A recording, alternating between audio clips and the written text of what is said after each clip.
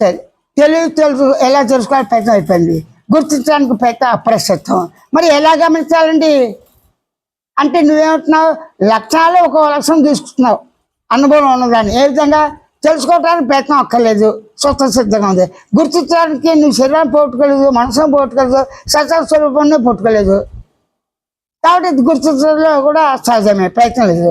అయితే గమనించడంలో ప్రయత్నం ఉందా లేదు. కానీ గమనించిందల్లా సత్య స్వరూపం మౌనంగానే ఉండాలి కదా. నాకు అట్లా తెలియట్లేదు కదా, దీనికి ఏ ప్రయత్నం చేయాలి? గమనించేవాడు గమనింపబడింది. ఆ గమనించేవాడు ఎవరు? తానే. గమనింపబడింది ఎవరు? తానే. గమనించేవాడు ఎవరు? తానే. ఆ గమనించేది వస్తువేగా, పదార్థమేగా, కర్త కర్మక్రియ కదా. అంటే గమనించేవాడు కర్త, గమనించుట, గమనించిన దాన్ని అనుభవించుట, ఆ క్రియ ఫలితాలు. అంటే నీకు నీవే ప్రతి దానికి, అంటే ప్రతి పనికి, ప్రతి కదిలికి, ప్రతి భావానికి కర్తృత్వం నువ్వే వహిస్తావు. అంటే కర్తృత్వంతో నేను గమనించేవాడుగా, తెలుసుకునేవాడుగా, గుర్తించేవాడుగా ఉంటూనే కర్మ క్రియ చేసి లాభ నష్టాలు సుఖ దుఃఖాలు ఏవో ఉంటాయి కదా, ఆ ఫలితాలను ఆశిస్తున్నావు. ఆ ఫలితాలను ఆశిస్తున్నావు కాబట్టి నీకు నీ స్వస్వరూపాన్ని గమనించడానికి ప్రతిబంధకమైంది. కానీ అలా వద్దు, గమనించే లక్ష్యంతో గమనించు. సహజంగా నీ దేహాన్ని గమనించే లక్ష్యంతో. అది సుఖం కావచ్చు, దుఃఖం కావచ్చు, మంచి కావచ్చు, చెడు కావచ్చు, అవయవాలు కావచ్చు, కన్ను ముక్కు కాలు చేతి కావచ్చు, ఏవైనా కావచ్చు. మనసును గమనించు. మనసు ఎలా ఉంది? గమనించే లక్ష్యంతో ఉంది. నెక్స్ట్ దేహ లక్ష్యంతో కూడా నేను దేహంగా ఉన్నాను, దేహం తృప్తిపడాలి. నేను మనసుగా ఉన్నాను, దేహం ద్వారా మనసు ద్వారా దేహం తృప్తిపడాలి. ఇవన్నీ వస్తాయి. ఆ వచ్చిన వాటిని వచ్చినట్టుగానే ఆ గమనించేవాడిగానే ఉన్నాడుగా. రెండు గమనించేవాడి లక్షణాలు ఉన్నారుగా. అంటే గమనించేవాడే స్వయం గమనిక.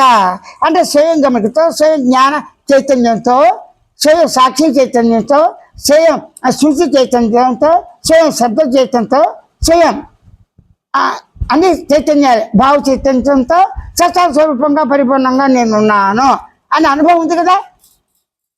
అలాగే గమనించి గుర్తించి ఊరుకుంటూ ఇప్పుడు ఏం చెప్తున్నా, ఎట్టి విధంగా ఏ విధంగా ఏ మాత్రం అవసరం లేకుండా, అవసరమే లేదు. ఏదైనా అవసరం ఉంటే తన మీద తను ఆధారపడాలి.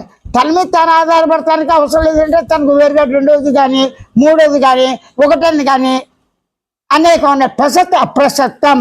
నేనున్నాను అనుభవంతో, నేనున్నాను అనుభవంగా, ఉనికిగా, సత్యాన్ని స్వరూపంగా పరిపూర్ణంగా ఉన్నాను. నేనున్నాను నిద్రగా, సత్యాన్ని స్వరూపంగానే నిద్ర యొక్క సహజ స్వరూపం ఉంది. నేనున్నాను కళ రూపంగా అనేక విధాలుగా. ఈ స్వప్నం అంతా కూడా సత్తుచిత అంత నిత్య పరిపూర్ణ లక్ష్యంతోనే సహజంగా ఉన్నది. ఈ విధంగా ఎలా అన్నా, ఒకటన్నా, రెండన్నా, మూడన్నా, పరిపూర్ణ ఉన్నా, నువ్వు ఎలా ఉన్నా, ఏ రకంగా ఉన్నా సత్య స్వరూపం మౌనంగానే నువ్వు ఉన్నావని నీకు అవగాహన చేసుకుంటే చాలని మాత్రమే చైతన్య మాట్లాడతా. నిర్గుణ చైతన్యం అంటే నిర్గుణ చైతన్య యొక్క బోధలు, వాక్కులు, చెప్పే విషయాలు, నా భావాలు, సౌందర్యాలు అన్నీ కూడా భాష సంబంధం. కానీ ఈ భాష ఎలా ఉంది? తాను అవగాహన చేసుకునే భాష. నాకు దేహం ఉంది, దేహం లావుగా ఉంది. ఆ లావు అనే పదం పడితేనే లావు వస్తుంది. అక్షరాలన్నీ ఒకలాగానే ఉంటాయి. ఒక్కొక్క అక్షరం బిడగొడితే అక్షరాలు కలిగి చేత సముదాయం చేత దానికి ఒక ఆకృతి, దానికి ఒక నియమం, దానికి ఇది కర్తృత్వం, భోక్తృత్వం, అది కర్మక్రియ అన్నీ వచ్చేస్తాయి. చూడు, నేను లావుగా ఉన్నాను, అరే పూర్వం సన్నగా ఉన్నా, లావుగా ఉన్నాయి, అదే లేవలేకపోతున్నానే. లావు నువ్వేమాట, సన్నగా ఉన్నప్పుడు వీక్గా ఉన్నా, లావు ఉన్నప్పుడు కొవ్వు పెలిసి అసలు లేవలేకపోతున్నా అంట. అన్నీ నువ్వే అంటున్నాగా. నీవే అన్ని రకాలుగా గమనించి గుర్తించి తెలిసిన లక్ష్యంతోనే అనేక కోట్ల నామాలతో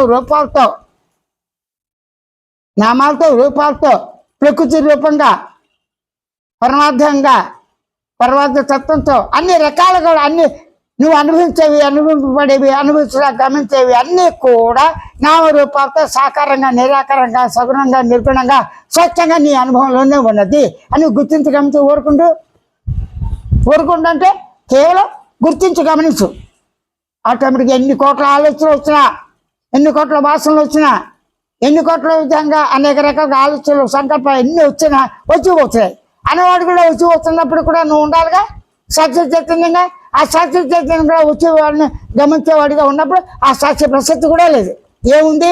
పరిపూర్ణ సత్య స్వరూపంగా నీకు నీవే స్వయంగా ఇప్పుడు అప్పుడు దేశకాల ప్రసక్తి ఎత్తిరేకపోయినా నీకు నీవే స్వయంగా ఉన్నావు మనందరం అలాగే ఉన్నాం అన్న స్వానుభవంతో మనందరం అనుభవ స్వరూపమైన నిజసత్వం స్వరూపం నైజం స్వభావం స్వచ్ఛంద పరిపూర్ణ మౌనంగా ఉన్నది స్వేచ్ఛతో ఎవరికి వారే స్వయం బోధ సూచనల స్వయం ప్రబోధ స్వయం సూచనల అవగాహన సరళంగా సూటిగా సహజంగా స్వచ్ఛంగా ఒకే తీరులో సుస్పష్టమే అవగతం అవుతుంది కదా, అలాగే ఊరకుండు.